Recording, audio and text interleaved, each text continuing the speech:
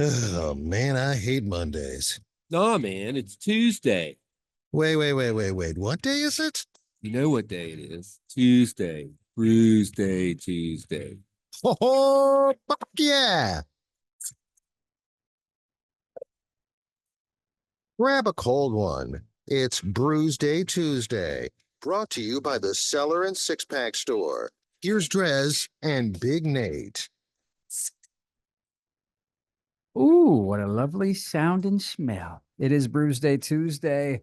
Once again, brought to you by the Cellar Restaurant and Six Pack Store right there in downtown Blacksburg, which, if you haven't been to lately, I will say this: you need to get down there. Now, there's a reason why they actually were off as a sponsor for a bit. It's because they were doing a little remodeling. So definitely get out there and see what they've done with the place. Of course, they do still have beer that you can buy to go. Obviously, you can buy beer there, luck of the draw, all that fun stuff. But if you do happen to go there, as I did, I guess it was probably a couple weeks ago now. So even before I knew that they were coming back on as a sponsor, I was like, yeah, I still like to go down there and look for beer for the show. And I happened to find actually they had quite a few of these, so I guarantee you those will still be around if you are interested and want to try it.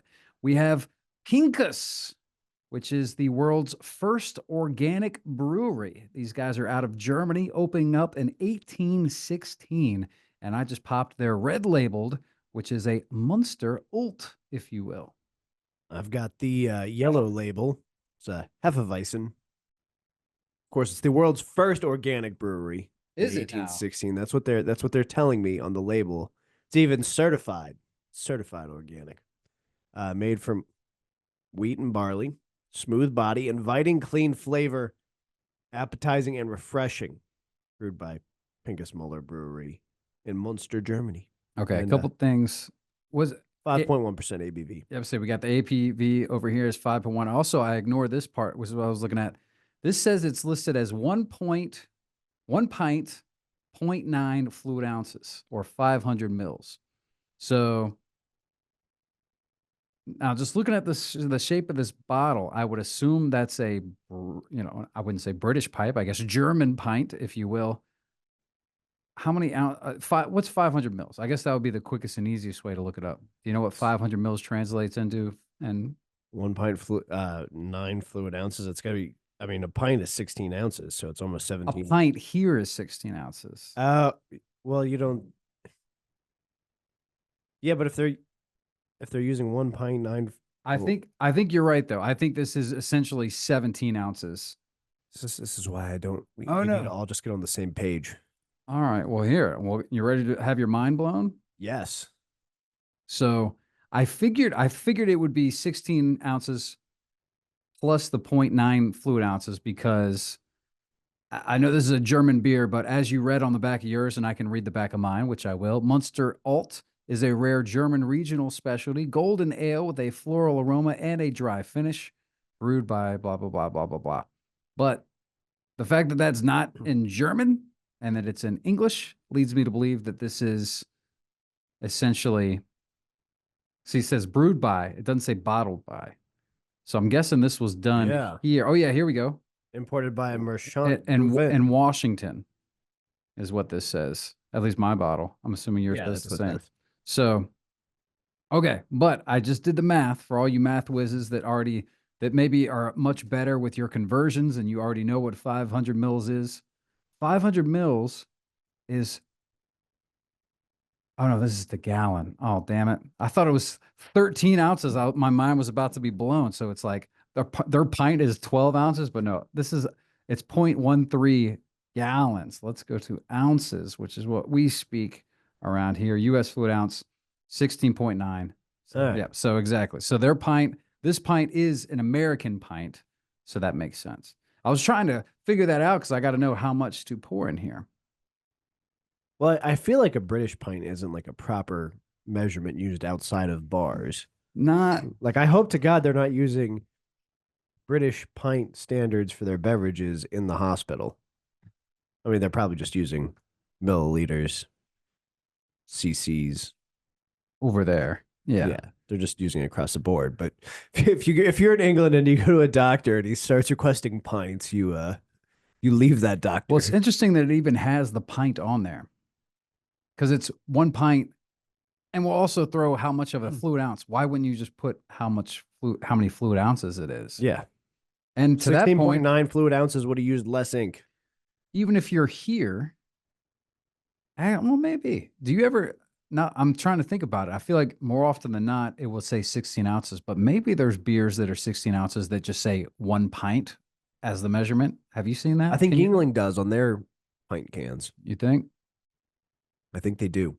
I haven't paid. And that's definitely a proper 16. Yeah, I haven't had Yingling in a long time, but I do remember it being on the bottom. And what's weird is you said Yingling, and my mind went to Guinness for some reason. So who knows? Either way, this is a foreign beer. And another thing about the bottles is it's got that, it's more like a wine bottle. You know, it has that, it's not a brown. Yeah. It's not green. It's that kind of, Amber. yeah, like a lighter yellow almost, Yeah. if you will. So when a beer comes from, but again, I feel like it must have been bottled here. But no, because it's the weird size bottles. So maybe they bottled it there, but they slapped the label on here. That that I is bet that's what it is. an absolute possibility. I think I mean, looking at the way the labels are on here, Mm-hmm. just having this beer come from Seattle to here in Virginia, those labels would not have survived the trip overseas. They're very like loosey goosey on here.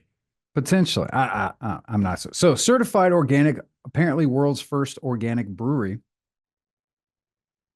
What exactly does organic mean? I feel like that word gets thrown around and you just feel like it means healthier. Does it means like no pesticides and crap like that? Or Well, there are varying degrees. I don't know what the USDA certification is, but to be organic, it has to like all come from the ground, from the farm. You can't be adding any chemical additives. You can't add any derivatives. You can't add dyes, colors, preservatives like that. so I feel like most beer is generally organic. There right? are What a are lot- people throwing into beer, do you think, that would nix that? That is that's so Oh, I don't common. think they do preservatives to keep it shelf stable a lot of the time. Mm, And then if you're flavoring the beer, there are places that are using not the juice natural. that's Yeah, not going to have 100% organic. fair enough. But I do think that a lot of places could be pursuing that because I mean, people buy it based on it saying it's organic. All right, let me put it this way: the type of beer that I generally think about isn't the mass-produced stuff that you're wanting a giant shelf. Like most of them don't even can or bottle. Like your typical brewery isn't doing any of that. So I'm just wondering if there's anything else that's a normal additive that typically is in beer that might negate the organicness, if you will. But you mentioned that uh the FDA, or what was it? No, you threw S in there. USDA. USDA. See, but that almost is a non-point. I mean, because this is going to be the German, whatever the German's equivalent of that is, how they would define organic. But I feel like organic should be a pretty Universal. universal term, and It's a great label. it's a great little thing to have on your label that'll get people to spend. I can't tell you how many times I've seen things that say non-GMO. Do you know what a GMO is? Like, genetically modified organism. do you know what we've done to fruits and vegetables? Like, have you ever seen a banana with seeds when you've eaten a banana? I think aren't they just like the super small seeds? No, not originally. We have selectively bred the seeds out of them. We have modified their genetics to where they have the really tiny seeds now. They're so But they small used that to you be don't like even. the size of like sunflower seeds, just all throughout the fruit, and you had to like pick around them, and it was. You're saying that used to be like. You've seen this, or are you talking about a video or something? I mean, like you could still get native bananas. We just don't buy them here in the States. Most bananas you're buying are. Where'd you have this funny It's either banana? watermelons. Well, I didn't. I don't eat bananas. Red means where the hell did you get that banana? Yeah, I'm intrigued. I want a seeded banana now. I like sunflower. And then seeds. like the other thing, like I don't know why. As much as I hate bananas, I don't know why it's like my go-to for anything, and like that's weird in food science. But like the flavor in candy, like Runts, the banana It's the flavor, worst. it's based on not a modern banana. There was a banana that went extinct in the 50s called the Cavendish. And that's what all banana candy flavoring is based on. So like your banana popsicles, your banana Runts, is a banana that you can no longer acquire. If you want candy trivia, you turn to Nate. You always have some good little tidbits, Spent a lot of time with food. and no doubt about it. So, but yeah, I'm not a big banana fan either, honestly. I tend to shy away from them. I don't like eating them straight up. Now, I eat a banana almost every day because I have it in my shake, my That's how I have smoothie to make it thing. passable. But otherwise, I don't want to do it. It's a texture thing. 100%. And I have such a reaction to bananas. The kids absolutely love them.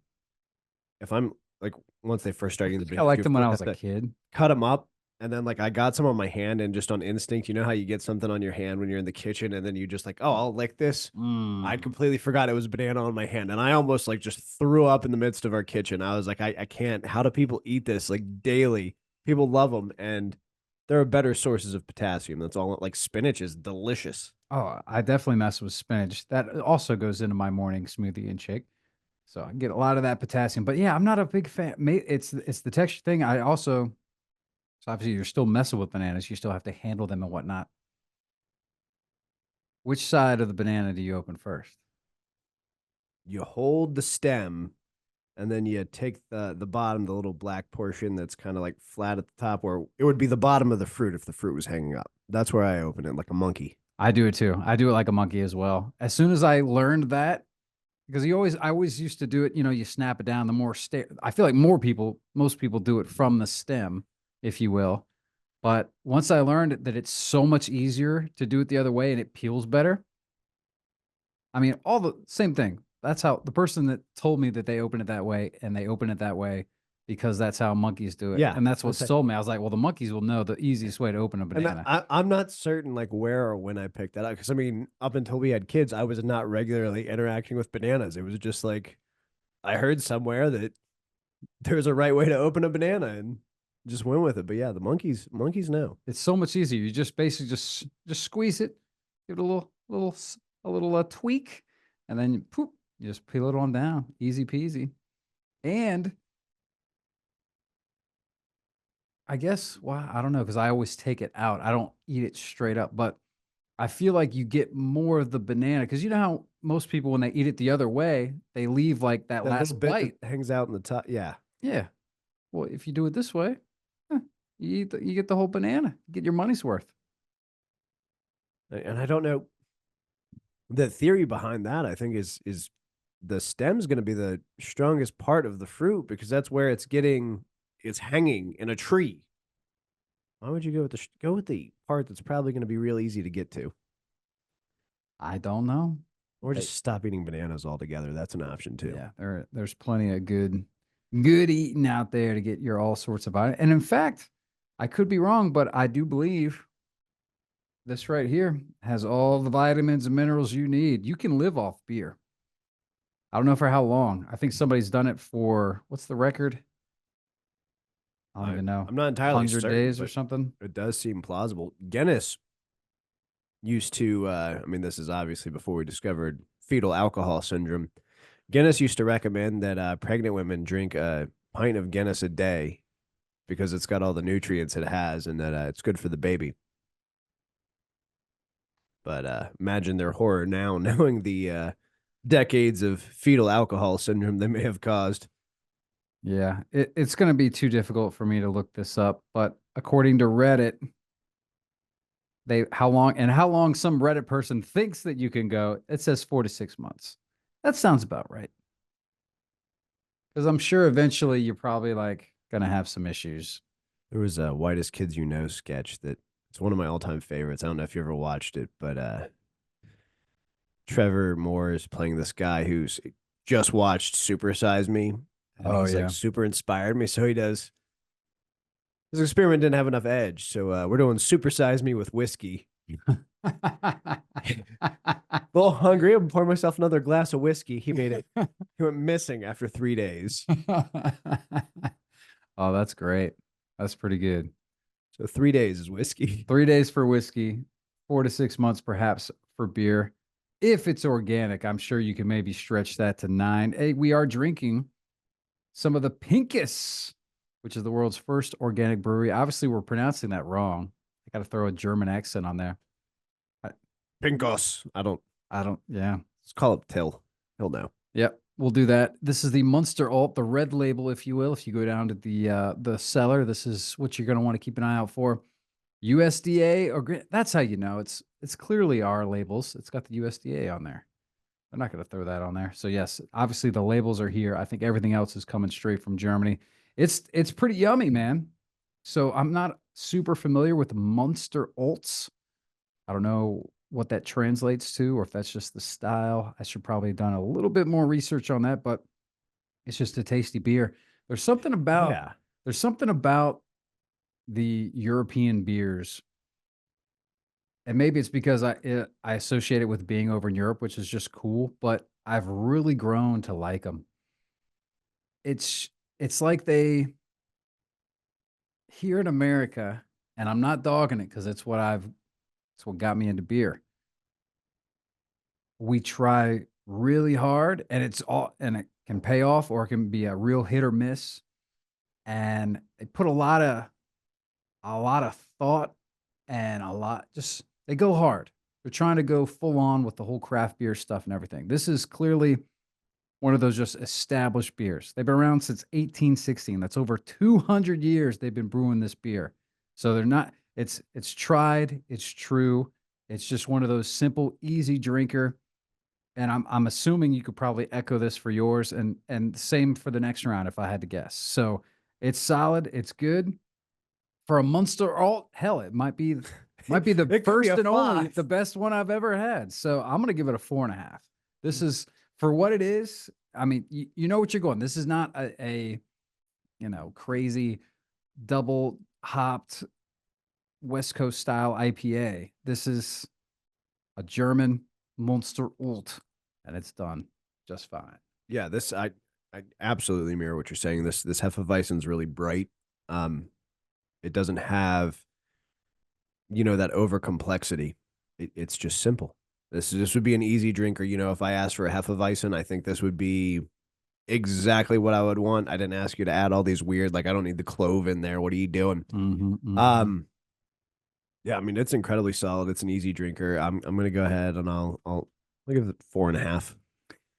Yeah, I would think the Germans know how to make a good Hefeweizen. It just makes sense. I would hope. Yes. All right. Well, that's the first round of the German beer we're drinking.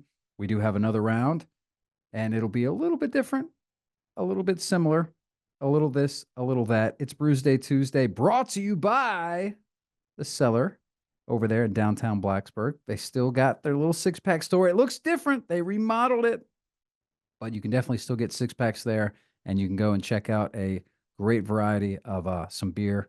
And honestly, last time I was there, I was surprised that they had some stuff I hadn't had before from some of the more mainstream guys too. So definitely go and check that out. We'll take a quick break. We'll get back with more drinking the German brewskis after this. It's Brewsday Tuesday. Stick around. Yellow in front.